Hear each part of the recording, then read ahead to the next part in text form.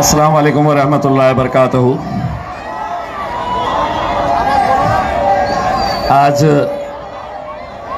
यहाँ का ये एक शाम का जलसा जो है वो आखिरी जलसा है। कल शाम 5 बजे सारा हंगामा ख़त्म हो जाएगा, सारी कैंपेनिंग ख़त्म हो जाएगी और फिर 15 तारीख का दिन आप भी इंतज़ार करेंगे और हम भी बेसब्री से इंतज़ार करेंगे। मैं बार बार एक बात कहता हूँ, आज एक बार फिर आपके सामने दोहरा रहा हूँ कि लोग अगर ये कहते हैं कि असदुद्दीन अवैसी साहब हैदराबाद में सबसे ज़्यादा मोहब्बत करते हैं, तो मैं कहूँगा कि वो झूठ है। वो औरंगाबाद को सबसे ज़्यादा मोहब्बत करते हैं, औरंगाबाद से सबसे ज़्यादा प्यार करते हैं। उसमें यकीनन जो हमारी और आपकी तड़प है कि यहाँ पर मजलिस इत्तेहादुल मुस्लिमीन आप लोगों की बदौलत, यही वो आवाम है जिसने 2015 में, जब कोई सोच नहीं सकता था, पहला इलेक्शन महानगर पालिका का हम लड़ रहे थे और वहाँ पर 26 कॉरपोरेटर्स हमारे आप लोगों ने चुन कर दिए। वो जो माहौल था वो यकीनन आप लोगों की वजह से बना था, लेकिन आज यहाँ पर दोबारा जब इलेक्शन हो रहा है, उसमें जो भी हुआ है आप अच्छी तरह से जानते हैं। उस पर जो इल्ज़ाम है बेवफाई का गलत है,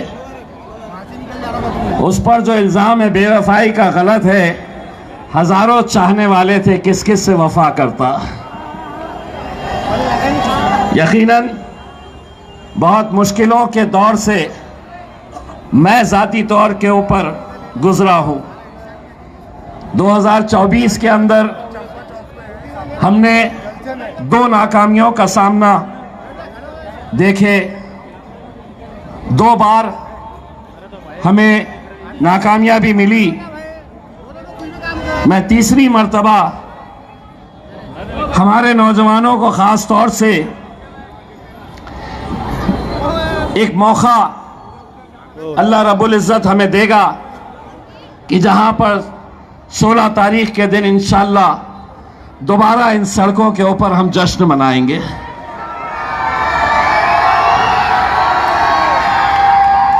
अफसोस मुझे इस बात का है कि हाँ, कुछ सियासत के अंदर कुछ फैसले करते वक्त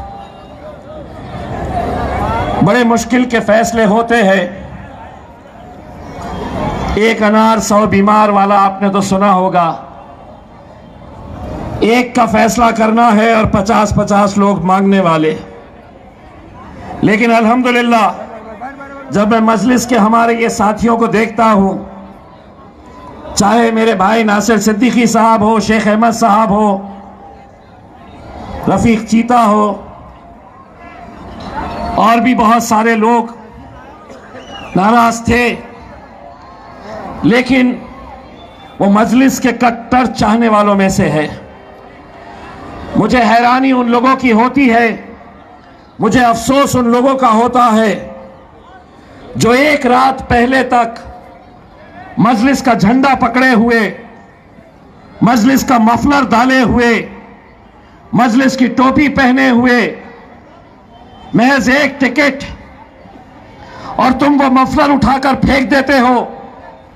महज एक टिकट और तुम हमारे झंडे को फेंक देते हो। महज एक टिकट की खातिर तुम मजलिस की टोपी उतार कर फेंक देते हो। ये कभी एहसास नहीं हुआ उन लोगों को? अरे आज अगर इम्तियाज जलील आपके सामने खड़ा हुआ है, मैं मजलिस का और मेरे कायद बैरिस्टर असदुद्दीन अवैसी साहब का एक छोटा सा अदना सा सिपाही हूं। अगर आज असदुद्दीन अवैसी साहब ने इस स्टेज के ऊपर यह ऐलान किया कि इम्तियाज जलील महाराष्ट्र का सदर नहीं रहेगा।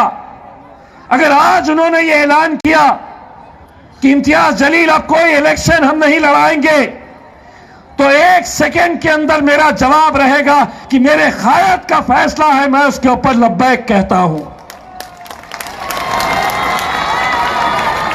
धंधा किए हुए हैं, जमात का धंधा कर रहे हैं। कैसे बढ़ेगी वो जमातें? कैसे अपनी क़यादत हम खड़े कर पाएंगे कि जो लोग एक रात के अंदर किस तरह से रंग बदल देते हैं। कुछ लोगों को देखकर तो अब गिरगिट भी शर्मा रही है कि हमसे अच्छे तो ये रंग बदल रहे हैं। और आप, मैं कुछ लोगों के बयानात सुना हूं, किसी की कोई हैसियत नहीं, किसी की कोई औकात नहीं कि वो मेरे कायद के बारे में, बैरिस्टर असदुद्दीन अवैसी साहब के बारे में बोले। अरे आज हमें शिनाख्त, हमारी पहचान जो हुई है वो हमारा किसी का भी कोई जाती शख्सियत की वजह से नहीं हुई है। हमारी पहचान अगर बनी है तो असदुद्दीन अवैसी साहब की वजह से बनी है, मजलिस की वजह से बनी है। क्या हमने देखे नहीं है बड़े बड़े दिग्गजों को जमात में रहे तब तक इज्जत, मोहब्बत, शोहरत सब कुछ मिलती है, जमात छोड़कर जाओ तो 80,000 से 5,000 के ऊपर आकर रुक जाते हैं। यकीनन हमें भी खराब लगता है कि हमारा साथी, हमारे लोग आज एक रात के अंदर हमें इस तरह से ठुकरा कर चले जाते हैं। अरे तुम जब जमात के नहीं हुए तो ये आवाम के क्या होने वाले हैं? तुम कैसे हो सकते हैं? आज हम पर यह कहा जा रहा है, हमारे बारे में यह कहा जा रहा है, ये तो पूरे खत्म हो गए हैं। तुम्हारी जबान तो ऐसा लग रहा है कि जबान तुम्हारी चल रही है, लेकिन वो जबान चलाने वाले शायद अतुल सावे और संजय सिरसाट और भुमरे के लोग नजर आ रहे हैं। हमारी जबान मत खुलवाइए। यकीन मानिए, ये इलेक्शन को हम इलेक्शन की तरह लड़ रहे हैं। जबान हमारे मुंह में भी है। अगर सच्चाई हमने बयान करना शुरू किए तो शायद तुम्हारे लिए बहुत तकलीफ हो जाएगी।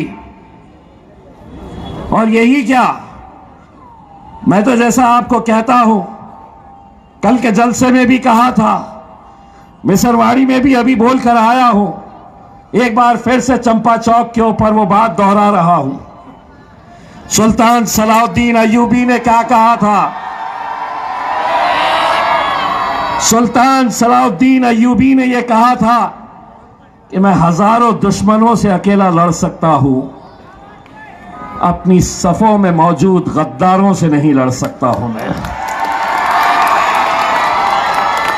क्या फर्क है तुम में और उस महाराष्ट्र के उप मुख्यमंत्री एकनाथ शिंदे साहब के अंदर? वो भी वही भाषा बात कर रहे हैं, तुम भी वही भाषा बोल रहे हैं।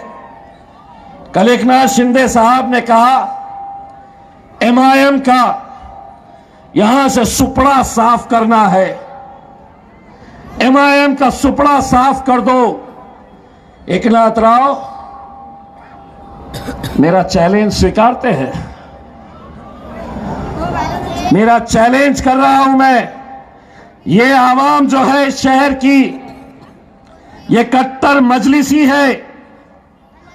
तुम अगर सोच रहे हैं कि तुम चिल्ले पिल्लों को हमारे बीच में छोड़ के हमारे वोटों का बंटवारा करने का काम करेंगे, तो एक बात मेरी भी चैलेंज स्वीकार लो। अगर मजलिस यहां से इसका सफाया हो जाएगा, जो कभी मुमकिन नहीं।